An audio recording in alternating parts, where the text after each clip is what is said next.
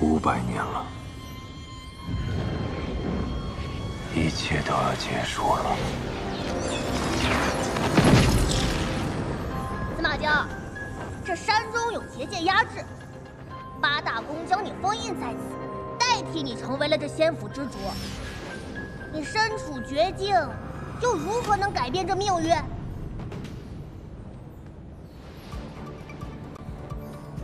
那些为善之徒将我囚于这无光之域，妄图让我屈服。但我已将灵火分身炼成，新月也将至。这座山再也困不住我。而今破局逆命，唯缺最后一子。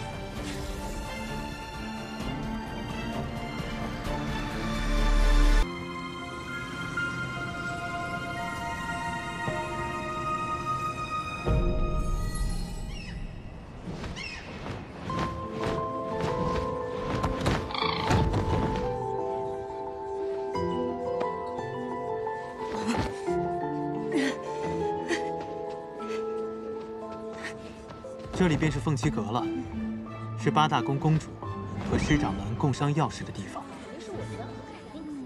这不就是海选吗？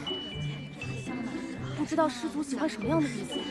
师祖当然喜欢资质好、地位高的弟子。他们都展示什么才艺啊？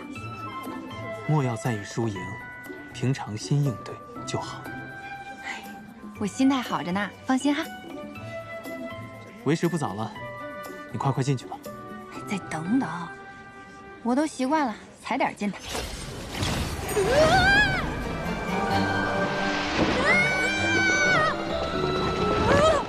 干什么呀，冒冒失失的？这哪个宫的呀？不好意思啊，你们继续。这位是哪一脉的师妹呀？你好，我是40之宫星谷天一脉的邓阳真人门下的弟子。原来不是师妹，是师侄呀。哦，那见过师姑。您看着比我大好几百岁，您叫我声孙女我都能答应。你少奉承我，像你这种修为低等之人，居然同我们一同参加选拔。嗯，怎么有种凉凉的感觉？天大的笑话，是不是啊？就是，没什么本事，就凭这脸生得好看。谢谢，你说话真好听。你说什么呢？就是谁夸你？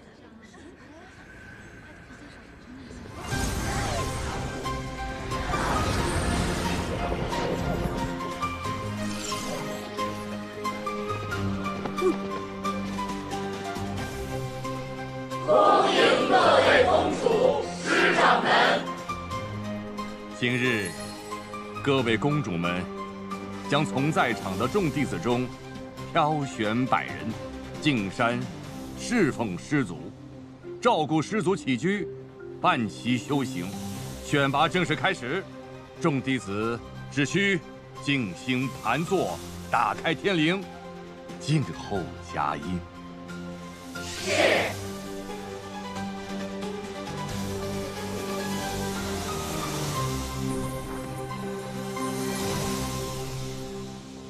怎么打开天灵啊？在这里干坐着就行吗？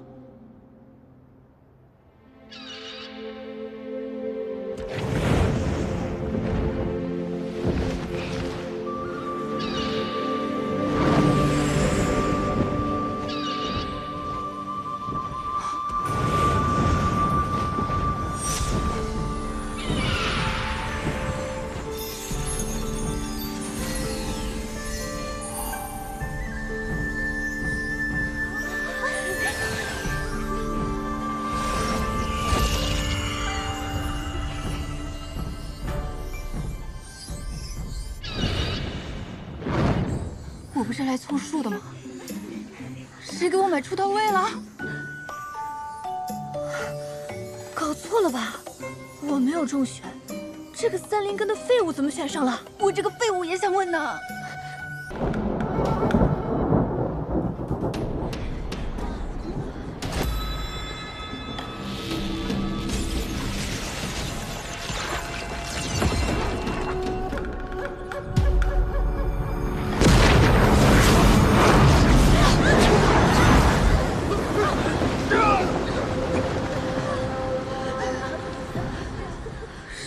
情况？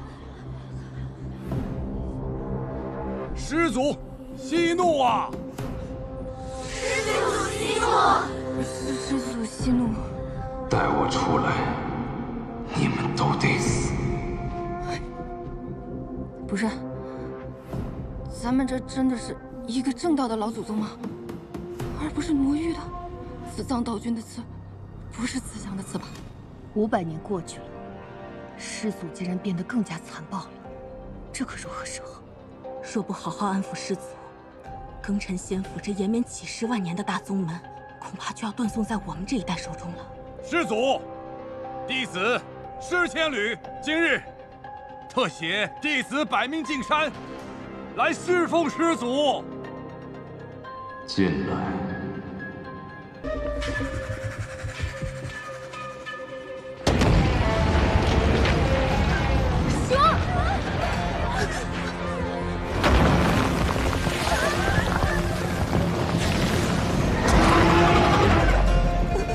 且慢！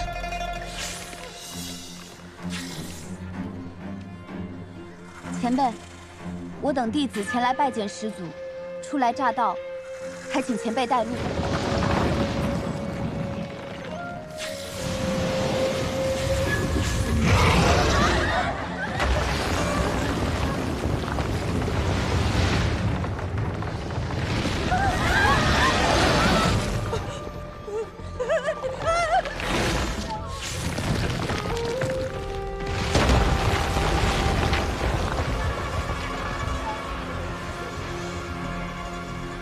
跟上！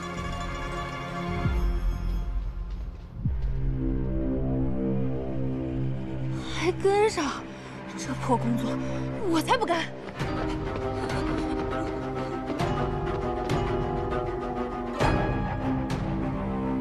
胆子真大。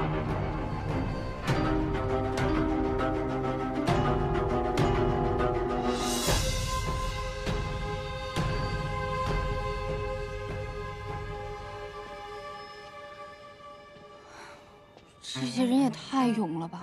出不去就跟着一条蛇走。还好这修仙世界没有打卡机，少我一个也不会被发现。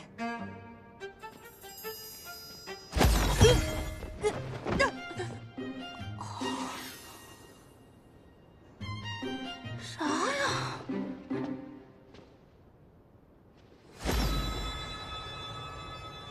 魔气，他竟是魔域之人。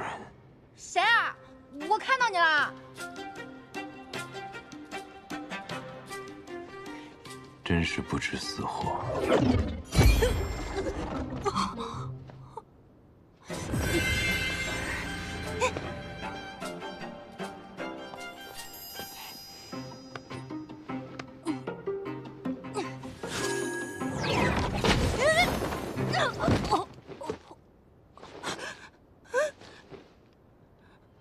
太邪门了，还是回去吧。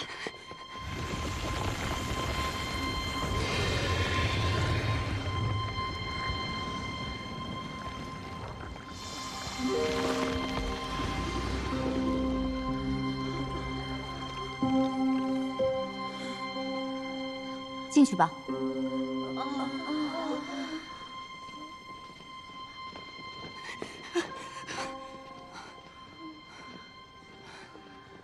恐怖片里最早死的都是落单的人，我还是跟着大部队走吧。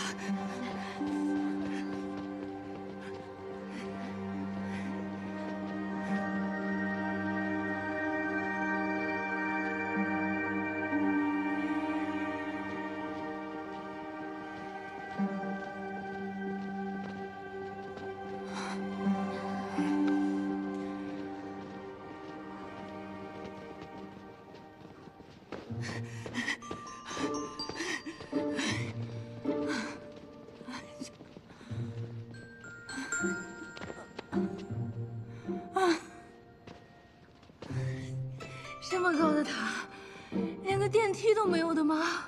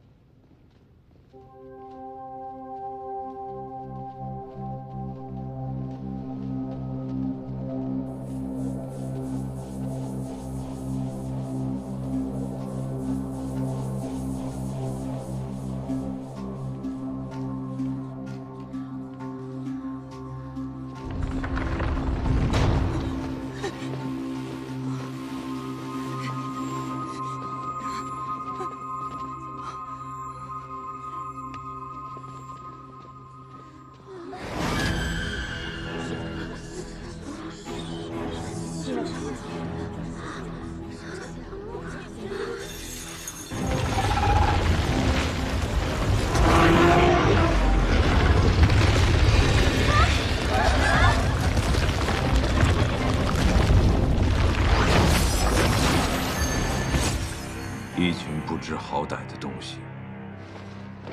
参见师祖。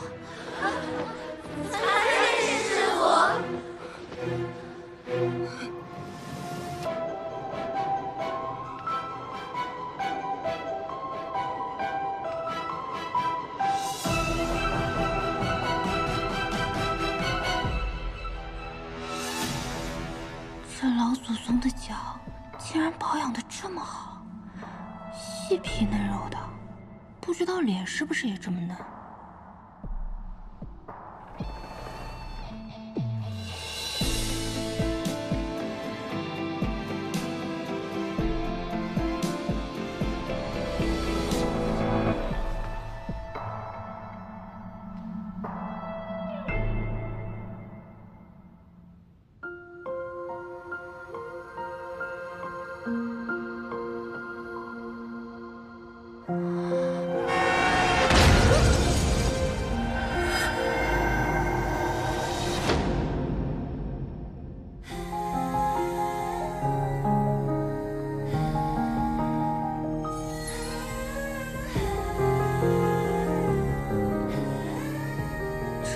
？100多岁的祖宗，竟然是个小白脸！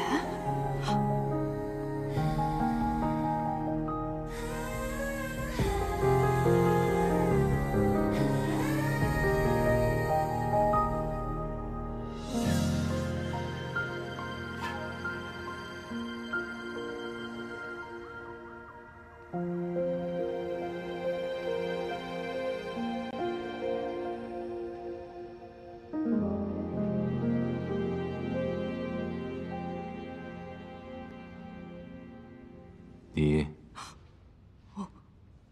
进来想做什么？弟子玉蓉蓉愿潜心侍奉师祖。撒谎！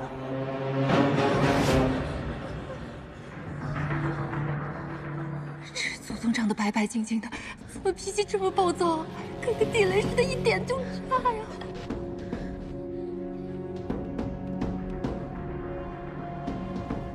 你别过来呀！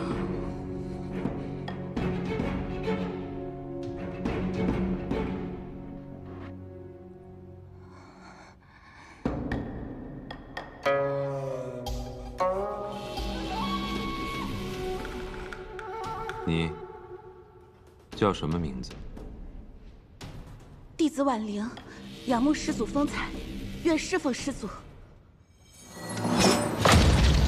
他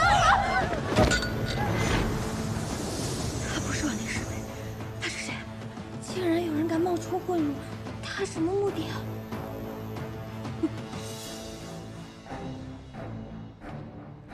他好像在看我。不是祖宗，你别看我呀！这儿还有个胆子更大的。我哪里胆子大了？我根本什么都没做呀，祖宗！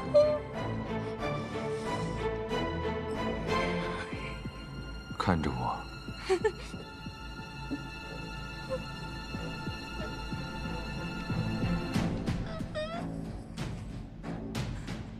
睁开眼睛看着我。现在还想耍心眼吗？冤枉啊，祖宗！灵火，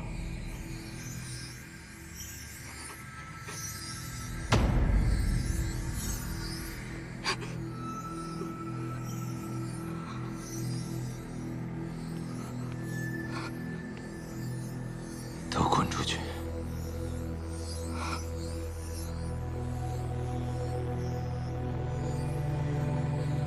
滚！庚辰仙府如今这些没用的东西，是故意派他来激怒我，还是真的没用到这种地步？完全没发现他是个魔域的奸细。冤枉啊，祖宗！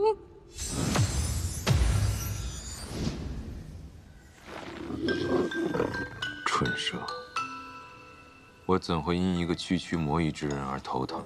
分明是我身体里的灵火在作乱。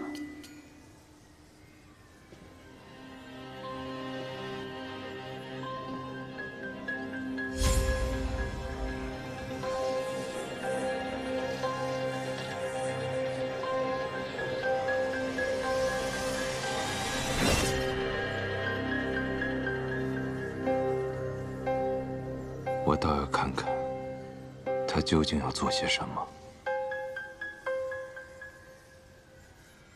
他怎能睡得这么沉？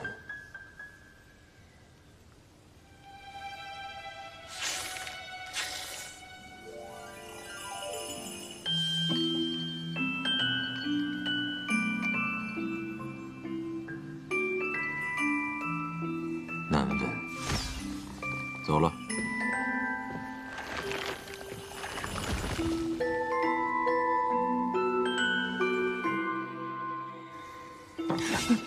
闹钟怎么没响呢？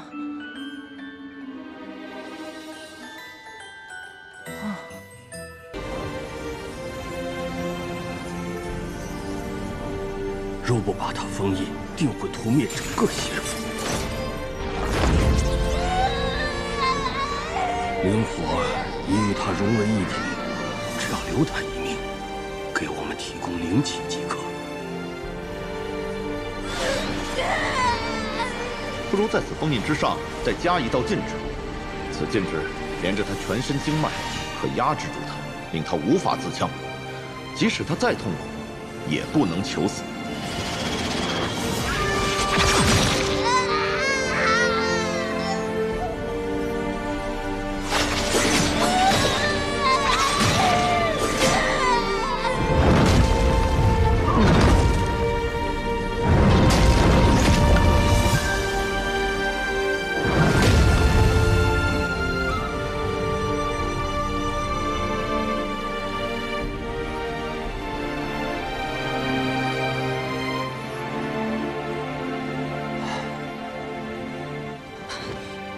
饶命啊！我什么也没干，是您的宠物带我进来的。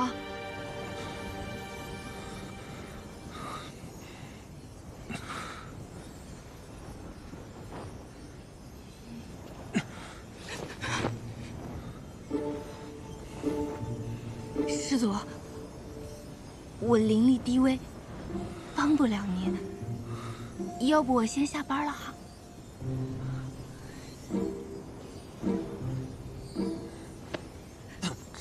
到底是什么情况？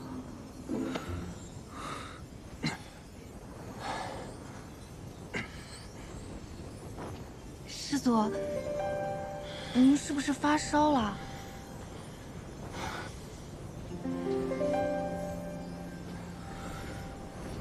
我给您探探。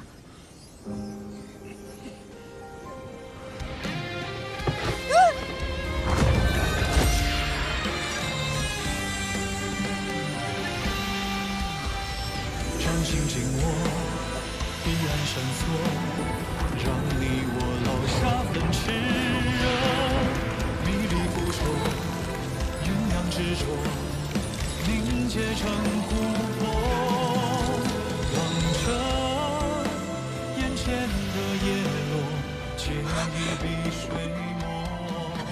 师祖，您听我解释，是您的宠物带我进来的，我绝对没有半点要冒犯您的意思。它竟然能缓解灵火带给我的灼烧之痛。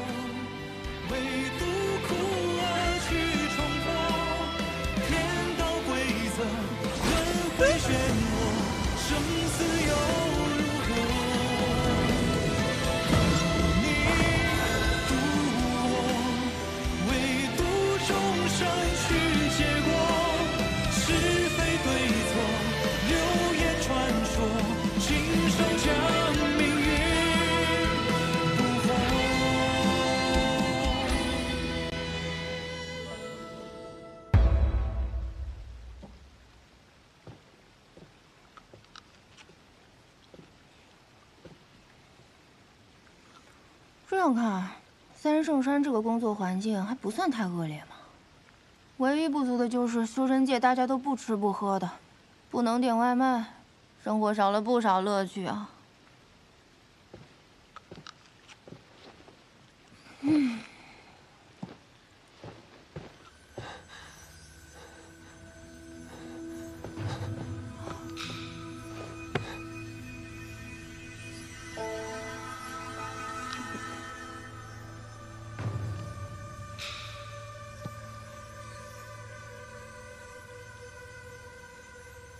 又来。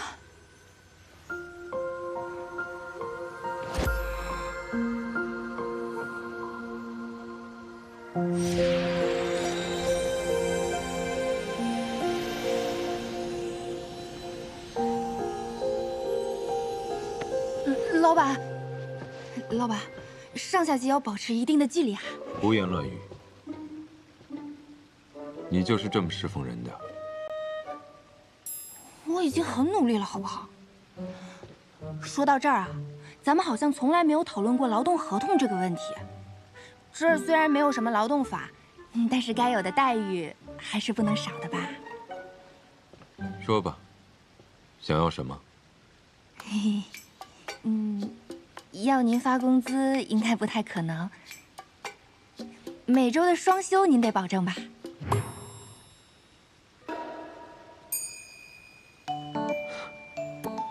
转来转去，要的还是这个。啊？那双休不行，单休也行啦。继续浇水，别想偷懒。师祖，您辛苦了一上午，我来侍奉您了。我听说您睡眠不好，根据我多年的打工经验来看，多半是烦恼太多、太焦虑导致的。蛇兄，怎么样能让师祖心情变好呢？师祖喜欢枕头。哦，师祖睡不好觉，他睡不了觉。可笑，有何事值得我挂心？总之呢，我带来了解压3件套，配合我独特的按摩手法，不妨您试一试。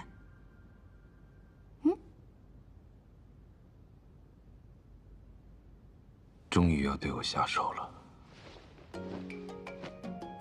放心送哈。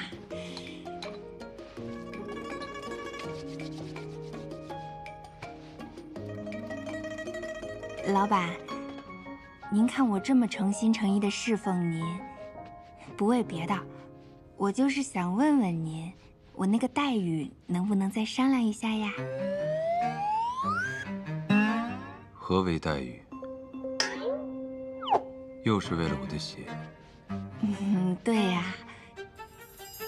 还有，您看啊，我已经连续上班5天了，连续干活5天了。别说双休了，连单休都没有。你怎么如此龌龊？我怎么又龌龊了？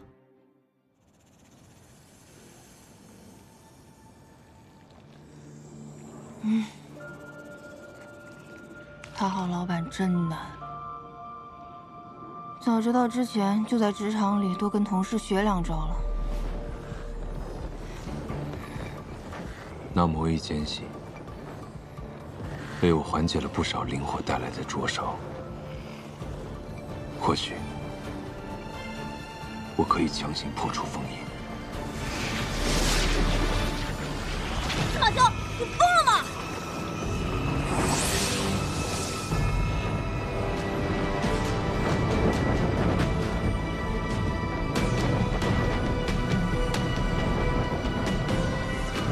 你若是莽撞行事，说不定会死的。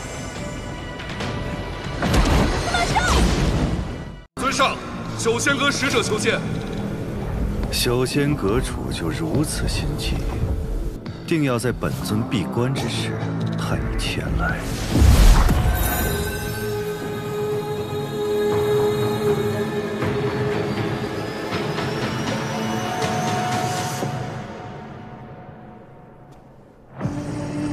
尊上实力卓然，就连受伤闭关也能画出幻影分身来见。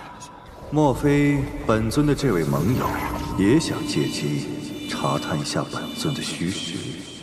尊上言重了。阁主派我前来，只是想询问之前委托您办的事，进展如何？谢雪尘被困荣渊7日，道心仍未涣散，无人能在荣渊活过3日。谢雪尘身上有混沌珠的线索，他还不能死。你们人族就是如此没有耐心。尊上可别忘了，若是得不到混沌珠，我们修仙阁是不会冒险帮你打开万仙阵结界的。只要结界存在，暗族就永远无法跨过2界山，踏足人界。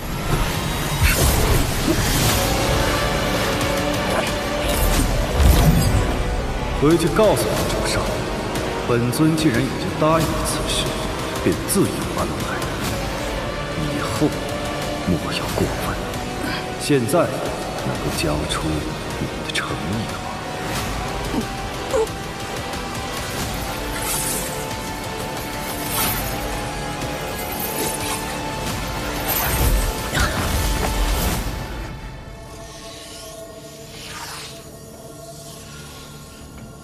化影丹乃稀世珍宝，世间少有，可助高阶暗族修炼出投影分身。其本体虽出不了万仙阵，但可令投影穿过结界，到达人间。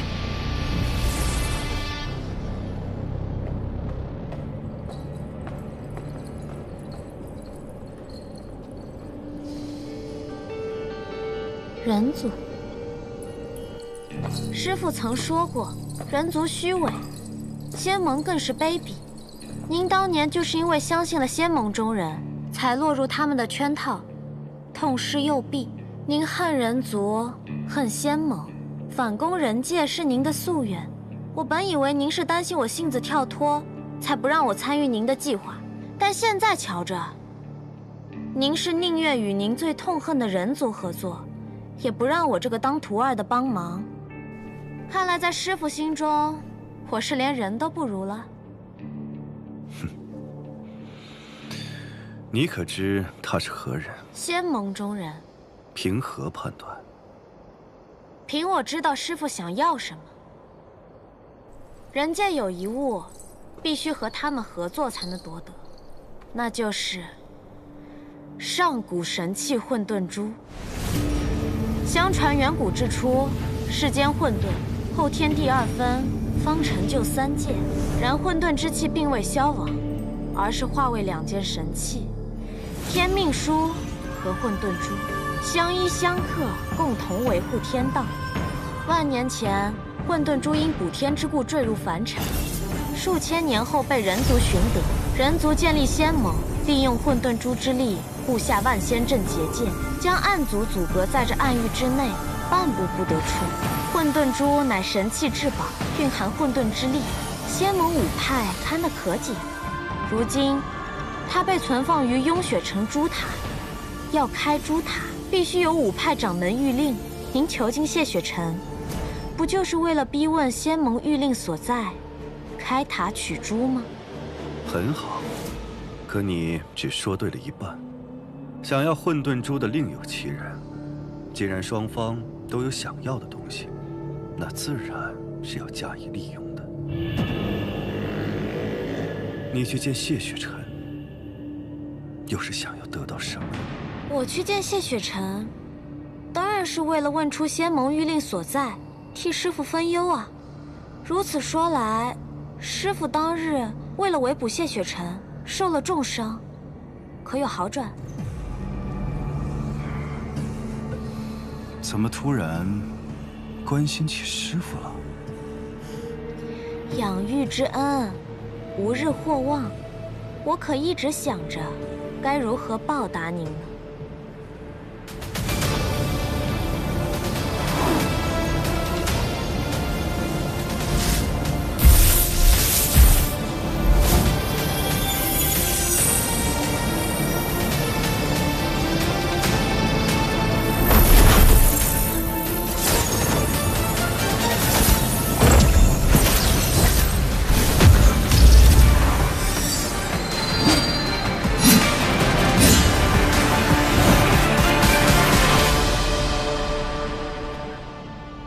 没做什么多余的事吧？嗯？当然没有啦。尊上，谢雪晨上来了。不劳师傅，您安心闭关疗伤，我去对付他。去吧。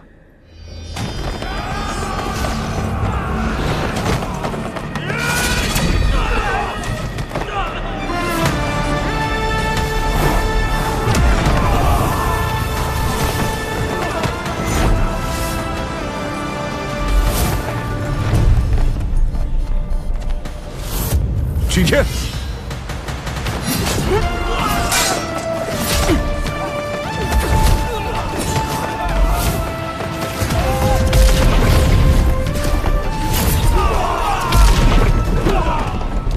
桑奇何在？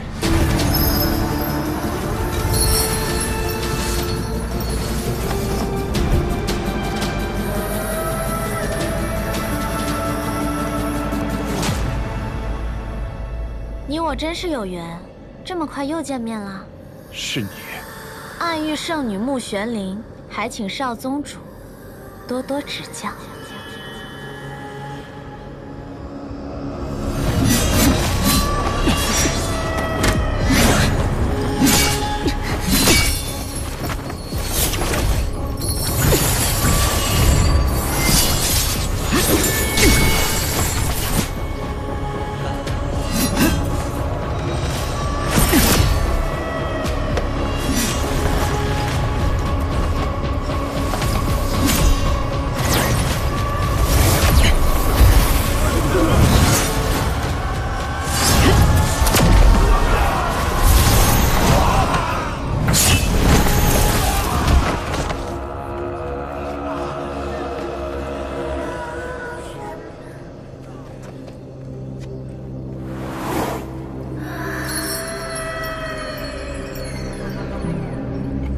宗主你，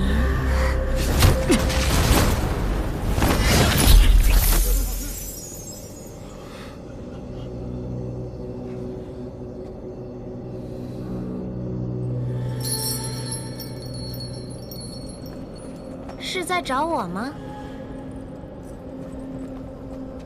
少宗主如此心急，难道是对荣渊一吻念念不忘？你还真是一点儿都不懂得怜香惜玉呢。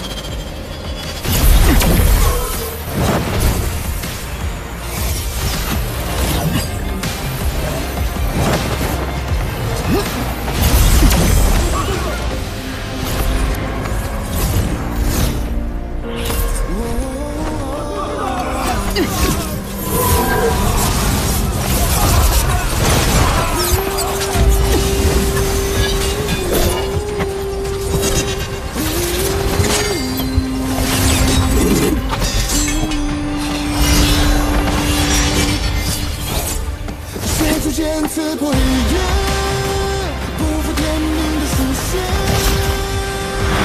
你走的不为风吹，复制天下的誓言，为这生不一切。这一场轮回杀，难尽的一句话改变。不该来这里。再不走，你的灵力就没了。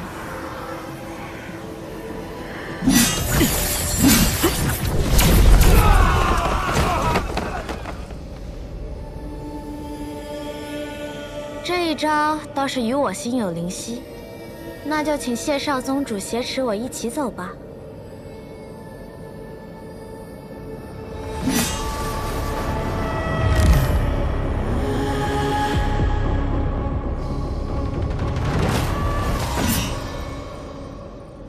世人常说，一日夫妻百日恩。我亲了少宗主一下，怎么着？也有10天半个月的恩情，少宗主竟全然不留情面。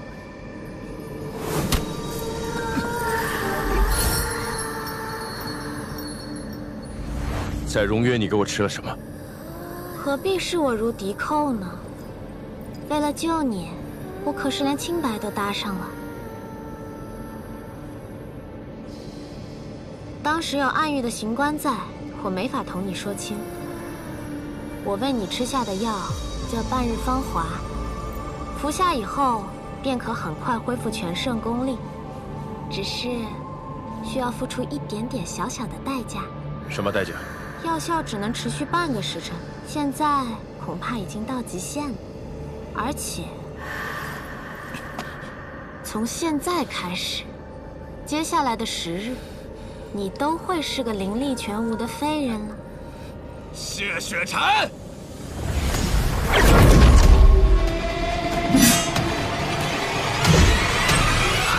谢雪晨，我现在终于可以亲手杀你了。战影，退下。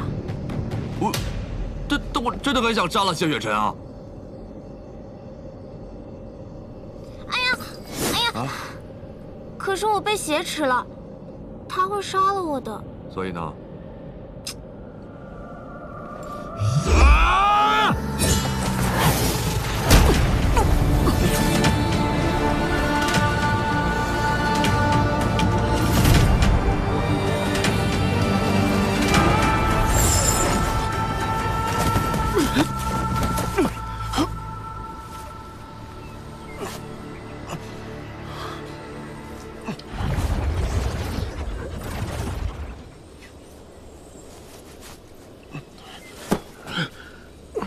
谢少宗主可不能始乱终弃呀！你是怎么？你不在，战影没了战斗欲，自然就好对付了。不过，你不好奇我是怎么从万仙阵里出来的吗？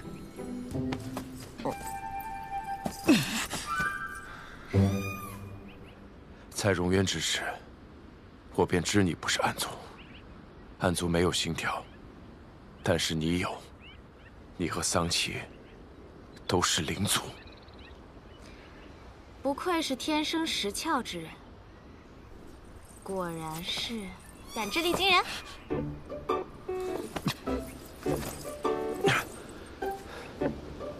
但你是暗域圣女，同样作何多端？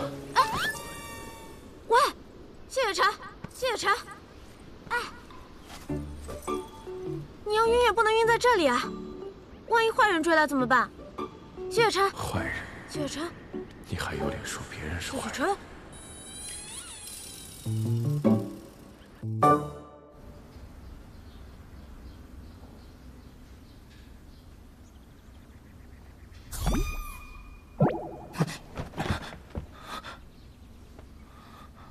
谢少宗主刚刚昏迷的时候，可喊了我的名字啊！果然是对我念念不忘呢。我们已经离开了两界山，一路上我隐匿了气息，没有人追来。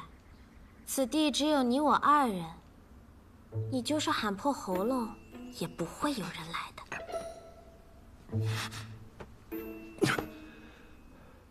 你为何救我？你到底有何企图？自然是图你的人啊。荣渊一面，我对谢少宗主一见钟情。所以献上绝世灵丹助你脱困。我原本想着半个时辰也足够你逃出暗域了，谁知你行事如此嚣张，竟直接杀到诸神宫。没办法，我只好陪你演一出被挟持的戏码了。哎呀，为了你，我可算是欺师灭祖了。暗域我是回不去了，以后你去哪，我便去哪。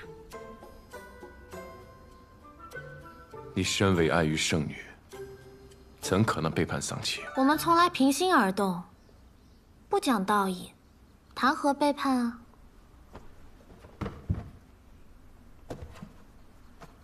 你不信啊？那不如我告诉你桑琪的计划。他与人族有交易，想要得到混沌珠。你是仙盟盟主之子，又是雍雪城少城主。他将你关在荣渊折磨，就是要等到你求死不能之时，自然将一切都告诉他。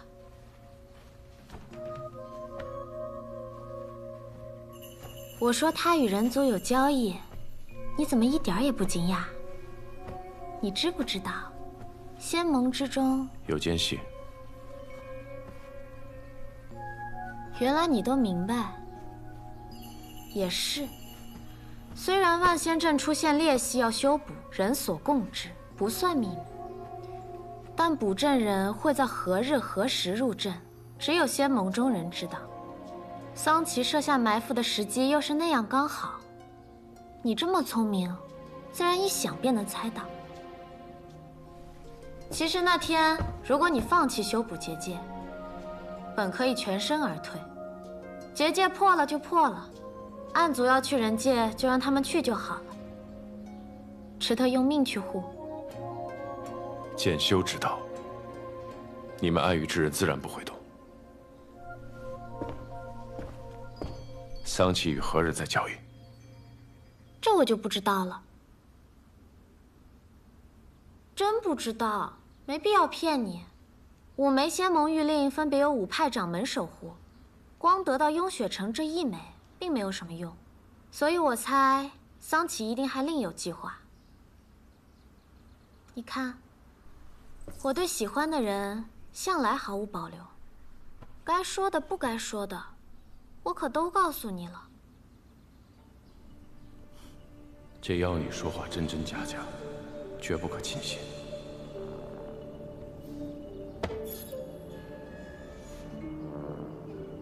我身上的伤，当然是我替你上了药，换了衣服。谢少宗主果然伟岸不凡，天赋异禀。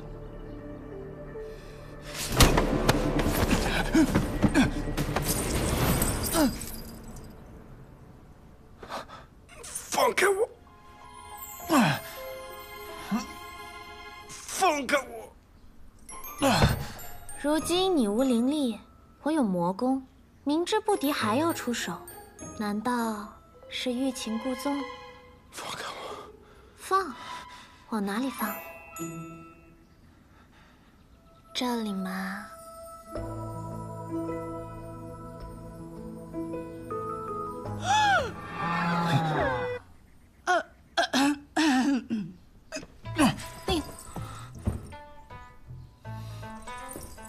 大娘。木姑娘，哎，我是方才听到你们房里传出了说话声，想着是你相公醒了，我正好熬了粥，就给你们送过来了。多谢大娘了，正好我们都饿了。我跟我相公这次真是给你们添麻烦了。哎呀，不麻烦不麻烦，我这荒僻，你们在这养伤啊，不怕仇人追过来。我听我儿子说，你相公伤得不轻啊，那还是在这养好些再走。正好呢，我儿子会点医术，还可以帮他换换药。多谢。不谢不谢，你有什么需要就喊我啊。好嘞。哎呀，运气真好！哎，别看了，看什么看？走了走了走了。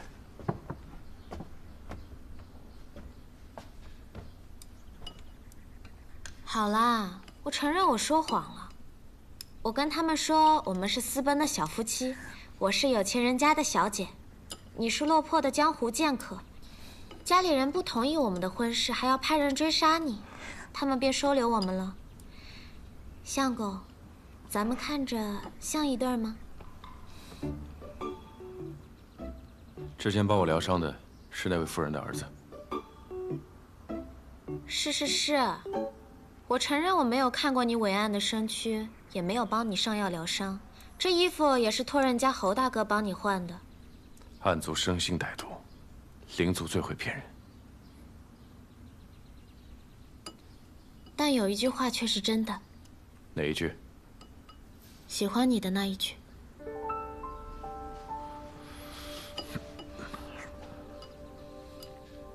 你如今肉身受创，法相受损，与寻常凡人无异。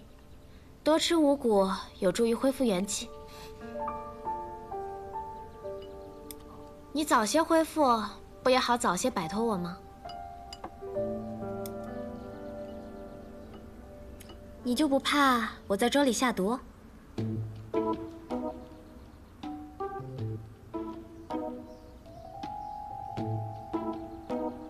你若真想害我，又何必救我？我是没有下毒，但下了药。放心，是补药。你好好睡一觉，对你的身体有好处。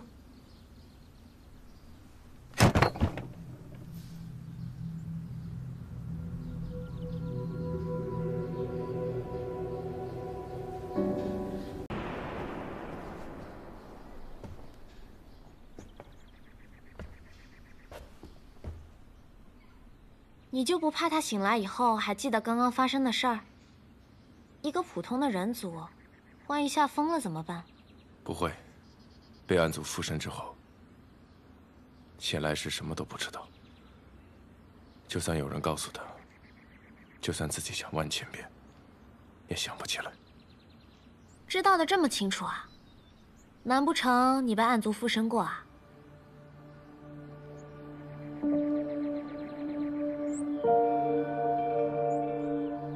谢少宗主，我刚才可是替你挡了一剑呢。就算是幻境里的剑，挨一下也是很疼的。你怎么也不关心关心我？不如你把玉隐刚刚化成的那颗魔丹让我吃了，我也好增强功力呀。让你增强功力，与我有何好处？喂，你能不能讲讲道理啊？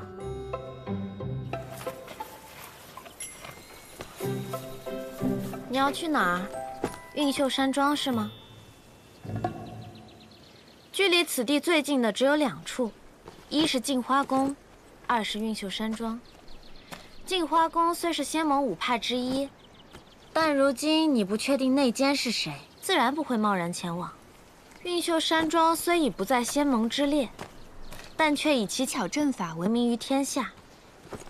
听闻运秀山庄庄主研制出了传送阵，可以将人瞬息传送至万里之外。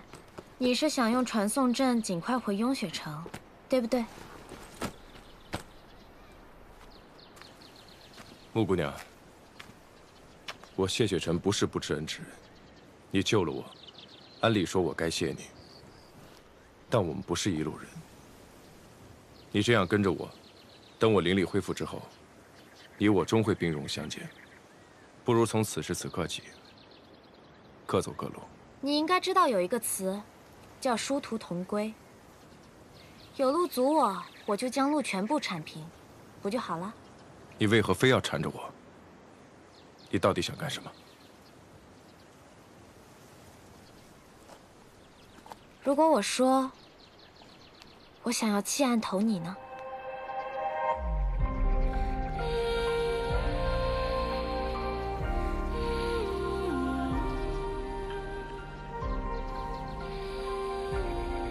你以为跟着桑琪很愉快吗？灵族多数遭人族驱赶、奴役，我也只是被迫依附于他。其实我早就不想待在那个鬼地方了。跟着你，倒也有趣，也许当个普通人也挺好。那你大可直接废掉魔宫，做普通人。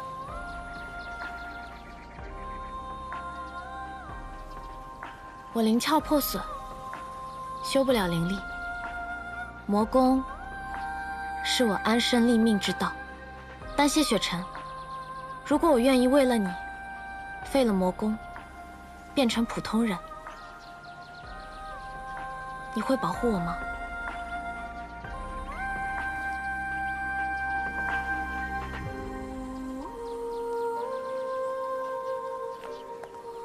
你以为说这些我会信？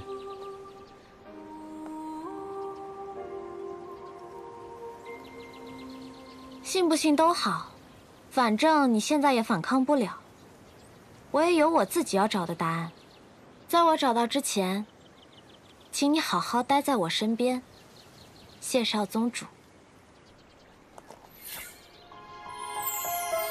他们有幻影丹，咱们也有真影簪。玉影已经修炼出了投影，想必吃影和战影也快了，之后的路只会更不好走。想要避开心魔大阵的搜寻，光靠隐匿气息还不够，真影簪可以帮人掩饰容貌。旁人看到你的脸，只会当你的外貌平平无奇，过目即忘。我也有，是一对哦，你帮我簪上嘛。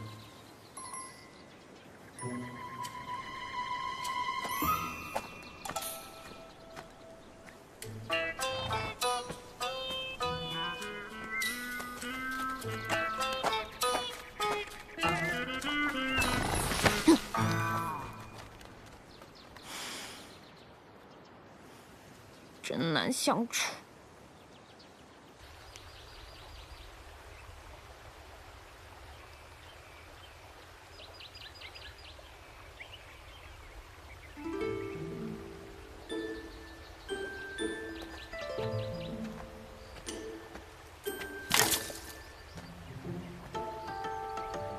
你杀过多少暗族啊？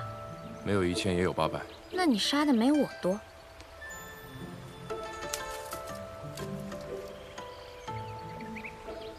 你在记什么？记你的所喜所厌。我曾听人说，心心相印，2个人才能共度一生。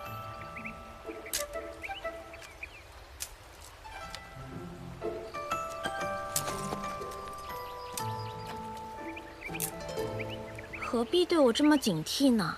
从我们见面到现在，我可一直都在帮你。心心相印，然后呢？走开。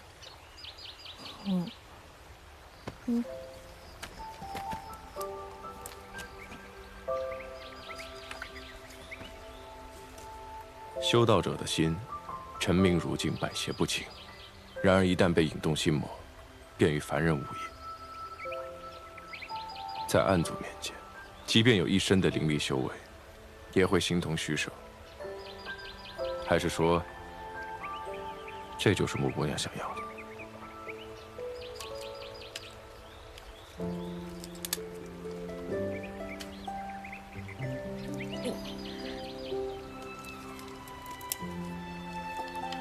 我想要什么，你当真不知吗？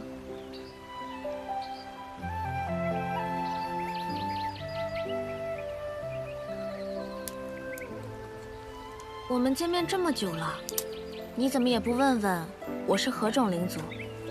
你就真的不想多了解了解我吗？我不问，你不照样也会告诉我？我是藤灵。小时候，我半张脸上都是藤蔓一样的妖纹。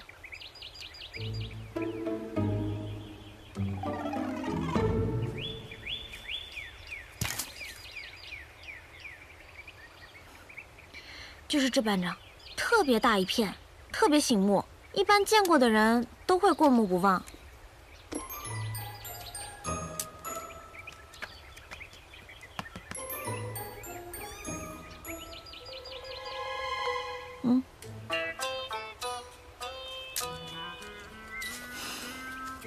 你还真是一点都不记得。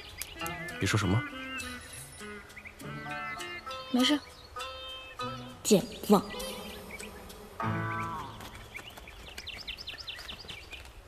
天色不早了，我们该找个驿站休息了。你不休息，马儿也要休息的嘛。苍生为念，马儿也在其中哦。谢雪晨，我也在其中哦。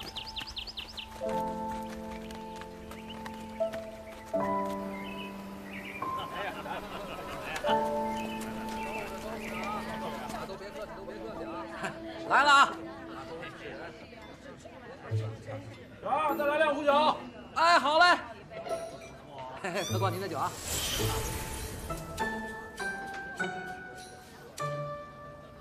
老板，住店。客官，实在是不好意思，今天的客人实在是太多了，现在啊只剩下1间后房。要不您跟您的仆人共住1间了？不必了。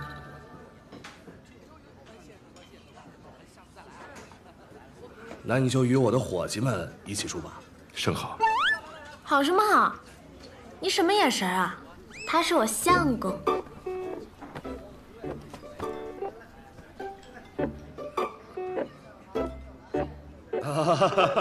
哎呀，是小的唐突了，客官莫怪啊。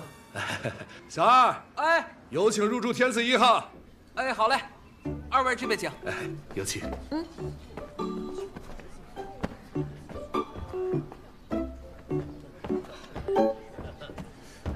那2个人好像有些古怪，难道好似不甘不愿？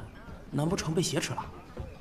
那男的看似消瘦，但精气不俗，虽然没有灵气波动，但应该是个俗世高手。而那女子看起来也不过是个普通人，没有那个能力挟持他人。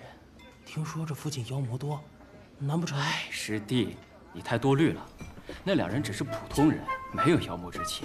哎，我倒是听说此地民风彪悍，常有女子强取豪夺，逼男为夫。那女子一看就是出自富贵之家，男的虽然相貌平平，但腰窄腿长，气血两旺，定是有过人之处啊。还是师兄见识多呀。谢少宗主确有过人之处啊。客官，你慢走啊。2位，你们的房间，天字1号房，里边请。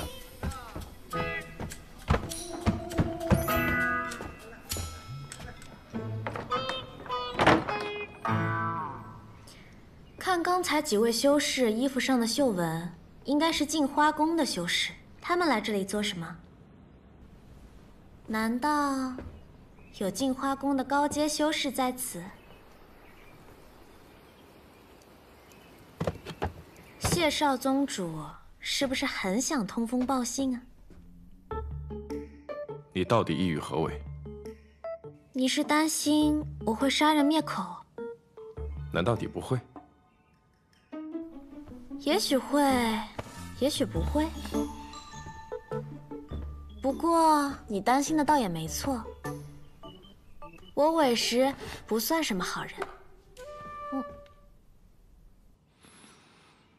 你本就不是人。有妖气。我可早就把气息隐藏起来了。客官，慢走啊！哎，客官，里边请。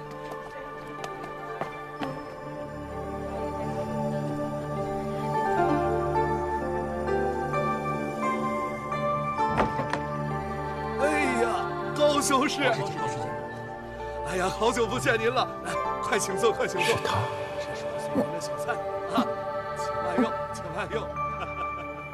多谢。师姐，你们总算回来了。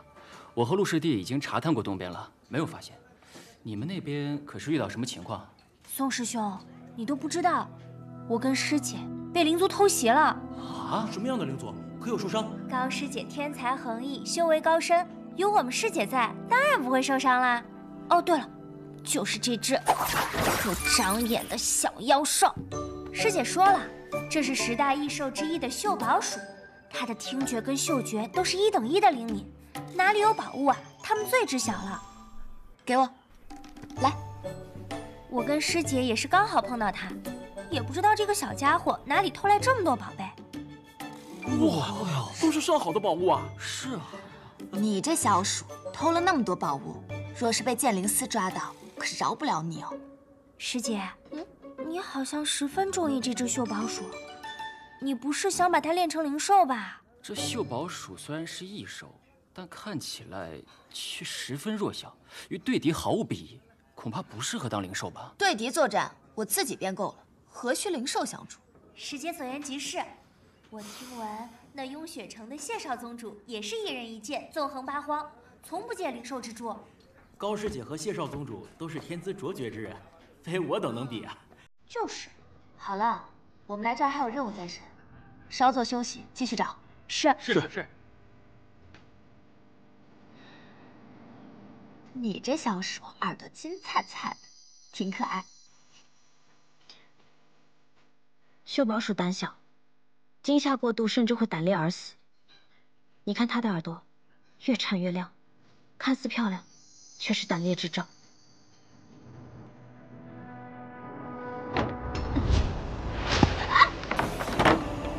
什么人？谁？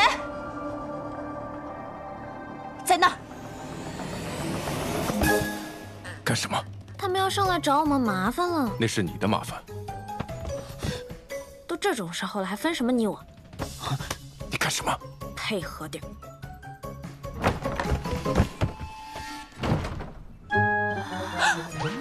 你们是谁呀？为什么闯进来？啊，抱歉，出去。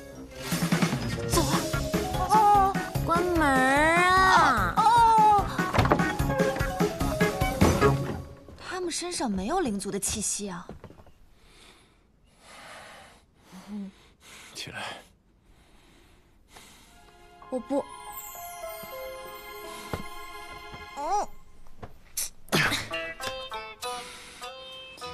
你说，万一他们还在门口偷听怎么办？反正戏都做到这份上了，不如我们就假戏真做，怎么样？放开我！你玩够了没有？没有啊。哎呀！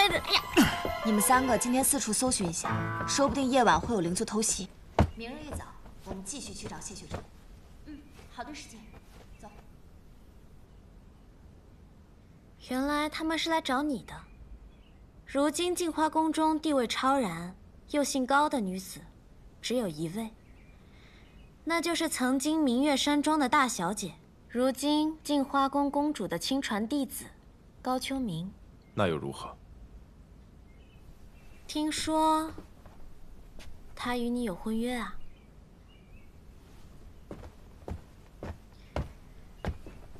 当着未婚妻的面儿与我同床共枕，刺不刺激啊？她不是我的未婚妻。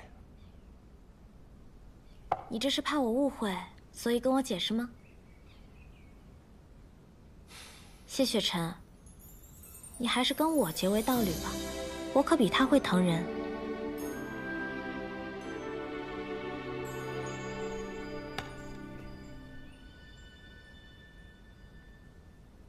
我从未见过像你这般厚颜无耻之人。谢少宗主说对了一半。我不是人，但确实有些厚颜无耻。有些？